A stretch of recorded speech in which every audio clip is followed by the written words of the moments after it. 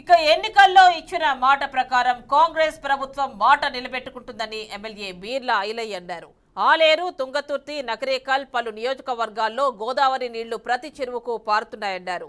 రేవంత్ సర్కార్ ఏర్పడిన తర్వాత మాటల ప్రభుత్వం కాదు చేతల ప్రభుత్వం అని రేవంత్ రెడ్డి నిరూపించారన్నారు.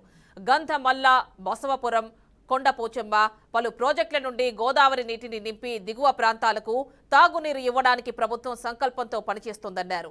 తెలంగాణ ప్రాంతంలో అందుబాటులో ఉన్న ప్రతి నియోజకవర్గానికి గోదావరి జలాల్లో జిల్లాలో ఇచ్చి తీర్తామన్నారు. ఇక నాడు ఎన్నికల ముందు చేసిన వాగ్దానాలు నెరవేరడం తనకు ఎంతో సంతోషంగా ఉందంటూ ప్రభుత్వ చీఫ్ విప్ ఐలయ్య హర్షం వ్యక్తం చేశారు. ఇక తెలంగాణలోని ప్రతి మారుమూల పల్లెకు గోదావరి జలాలు అందించడమే లక్ష్యంగా ప్రభుత్వం పనిచేస్తుందన్నారు. పూర్తి డీటెయిల్స్ మా కరెస్పాండెంట్ శ్రీనివాస్ అందిస్తారు. శ్రీనివాస్, చెప్పండి. తెలంగాణలోని ఒక్కసారిగా గోదావరి జలాలు ప్రతి సంబంధించినటువంటి ప్రాంతాల్లో రావడంతో అక్కడ ఉన్నటువంటి ప్రజలు ఎప్పుడెప్పుడు అని ఎదురు చూసినటువంటి గోదావరి జలాలు తమ పొలాలకు కడగటంతో ఆనందం వ్యక్తం చేస్తున్నటువంటి పరిస్థితి. ఇదే విషయాన్ని చూసినట్లయితే తెలంగాణలోని గతంలో ఎన్నికల సంబంధించినటువంటి సందర్భంలో మేనిఫెస్టోలో చెప్పినటువంటి విధంగానే కాంగ్రెస్ పార్టీ సంబంధించినటువంటి ఆలేరు సంబంధించినటువంటి పలు నియోజకవర్గాలు ఉమ్మడి నల్గొండ జిల్లాలో చూసినట్లయితే ఫ్లోరెసిస్ తో బాధపడుతున్నటువంటి మునుగోడు నియోజకవర్గం అయితేనేమి, ఇక్కడ ఆలేరు సంబంధించినటువంటి తుంగతుర్తి, నగరేకల్ ఈ నియోజకవర్గాల్లో మూసి పరివాహక ప్రాంతంలో ఉన్నటువంటి అనేక ప్రజలు మూసి పరివాహక ప్రాంతంలో ఉన్నటువంటి వాటర్ తాగి ఇబ్బంది పడుతున్నటువంటి పరిస్థితి. అదే విషయాన్ని దృష్టిలో పెట్టుకొని కాంగ్రెస్ పార్టీ గతంలో ఇచ్చినటువంటి ఎన్నికల హామీని నెరవేర్చడంలో భాగంగానే గంధమల్ల రిజర్వాయర్ నుంచి గోదావరి జలాలకు సంబంధించినటువంటి ప్రాంతాలకు ఏదైతే నియోజకవర్గాలలో ఉన్నటువంటి తాగునీరు కొరత ఉన్నదో ఆ ప్రాంతాలకు పోవడానికి కూడా ప్రత్యేకించి బడ్జెట్ కేటాయించారు.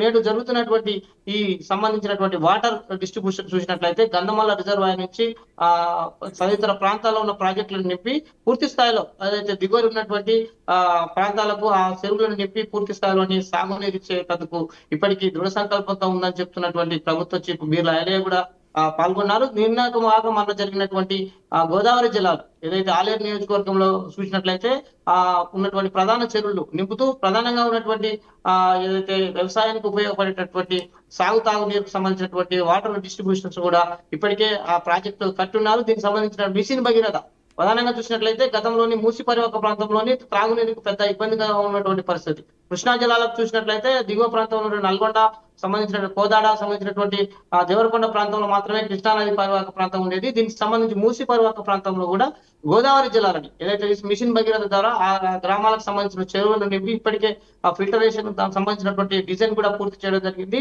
గతంలో చూసినట్లయితే మూసి పరివాహక ప్రాంతంలో ఉన్న చెరువులను ఫిల్టర్ చేసి తాగునీరు పంపేటటువంటి పరిస్థితి. నేడు గోదావరి జలాలు ఒక్కసారిగానే రావడంతో ఆ ప్రాంతంలో ఉన్నటువంటి మిషన్ భగీరథ సంబంధించినటువంటి ఆర్డబ్ల్యూఎస్ వారు ఇప్పటికీ ట్యాంక్స్ డిజైన్ చేశారు. సంబంధించిన సాగునీరు సంబంధించిన రావడానికి కూడా పూర్తిగా ఇప్పటికే బడ్జెట్ కూడా కేటాయించినటువంటి పరిస్థితి. తెలంగాణలో ఉన్నటువంటి ప్రాంతాలు తెలుగు రాష్ట్రాల్లో జరుగుతున్నటువంటి అభివృద్ధిలో భాగంగానే ఇక్కడ జరుగుతున్నటువంటి అభివృద్ధి కాంగ్రెస్ పార్టీ ఇచ్చింది. ఎన్నికలకు సంబంధించిన మేనిఫెస్టోలో అమలు పరచడానికి రైతులకు సంబంధించినటువంటి సాగునీరు ఇచ్చినట్లయితే ఇక్కడ ఉన్నటువంటి అనేక లక్షల ఎకరాల భూములు బీరులు బారుతున్నటువంటి పరిస్థితి. గత కొంతకాలంగా మూసి పరివాహక ప్రాంతంలో ఉన్నటువంటి ప్రాజెక్టులలోని వాటర్ ని వాళ్ళు వినియోగించలేకపోయారు. ఈసారి గోదావరి జలాలతో సాగునీరుతో పాటు కూడా రైతులకు అందుబాటులో ఉంటుందని కూడా చెప్తున్నటువంటి పరిస్థితి.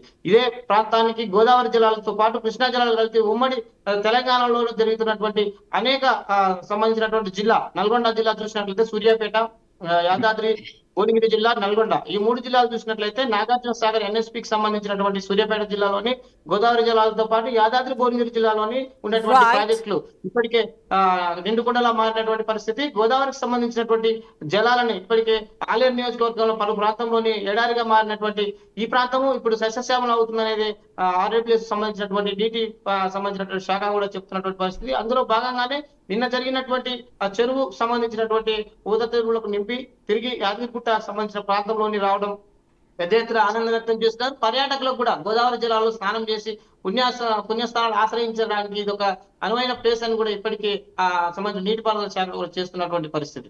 తెలంగాణలో ఇచ్చినటువంటి హామీలను నెరవేర్చడం కొరకు కాంగ్రెస్ పార్టీ పూర్తి స్థాయిలోని అమలు చేస్తుందనేది కూడా బీర్లా ఐలయ్య ధీమా వ్యక్తం చేశారు. Right Srinivas, thank you.